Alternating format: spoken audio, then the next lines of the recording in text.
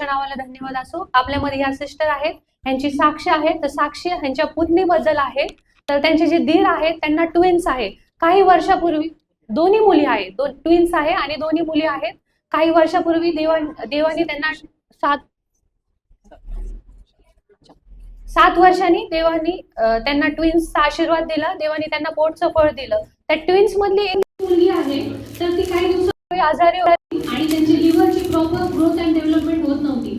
तर डॉक्टरांनी सांगितलं की या मुलीची काहीच गॅरंटी नाहीये आणि आम्ही काहीच गॅरंटी देऊ शकत नाही, तर तुम्ही तुमच्या मनाची तयारी करा।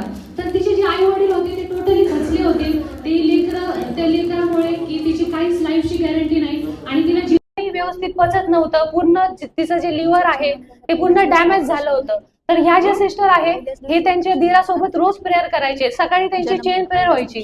तर ते बोलले, त्यांनी एक होप दिला, जे आहेत ना त्यांचे दीर, त्यांना होप दिला। ते बोलले की तुम्ही चिंता करू नका। जर तुम्ही चिंता करताल तर तुम्ही सैतानाला आमंत्रण देताल आणि देवाने आपल्याला चिंताचे नव्हे तर धैर्याचा आत्मा दिला आहे। ह्या सिस्टर त्यांना मोटिवेट करत होत्या कंटिन्युअसली। आणि जसं ते सिस्टर मोटिवेट झाले, त्यांनी चिंता टाकली आणि देवाने मार्ग ओपन केला। त्यांना देवाने दुसऱ्या डॉक्टरांकडे डिरेक्शन केलं आणि जसं ते लेकराला ते डॉक्टरांकडे घेऊन गेले, ते डॉक्टर त्यांना बोलले की हे माझं 4थं पेशंट आहे। मी 3 पेशंट ऑलरेडी या डिसीज कंडिशनला रिकव्हर केले, 3 पेशंट मी ऑलरेडी रिकव्हर केले आणि हा माझा 4था पेशंट आहे। तुम्ही काहीच काळजी करू नका, तुमचं लेकरू खूप जगेल। आणि हे सिस्टर जसं सांगतात की जसं यांनी चिंता काढून टाकली, देवाने एक नवीन डायरेक्शन त्यांच्यासाठी ओपन केला आणि हे साक्षीचं गौरव देवाला देतात की त्याला योग्य ट्रीटमेंट चालू झाली आणि ह्यांचा विश्वास आहे ते लेकरू लवकरात लवकर बरं होईल।